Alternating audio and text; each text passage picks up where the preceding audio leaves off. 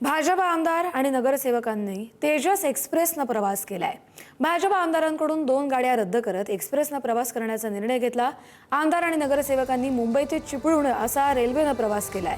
पंतप्रधान नरेंद्र मोदी यांच्या आवाहनानंतर खासगी गाडीचा वापर त्यांनी टाळला आणि आठवड्यातून 2 वेळा मुंबईतही लोकल ट्रेननं प्रवास करणार असल्याचं सांगितलंय। व्हिडिओ पोस्ट करत आमदार संजय उपाध्याय यांनी ही माहिती दिली आहे। आम्ही पंतप्रधान नरेंद्र मोदी मित्रो नमस्कार। आम्ही चाललो आहे चिपळूण। आम्ही 6 लोक आहोत, तुम्ही बघू शकता। 6 लोक जर बाय रोड गेले असते तर आम्हाला 2 गाडी करावी लागली असती आणि तेवढ्यात आम्ही पंतप्रधान नरेंद्र मोदी यांचं आव्हान ऐकलं की शक्य असेल तर प्रायव्हेट कारचा उपयोग आपण अवॉइड केलं पाहिजे।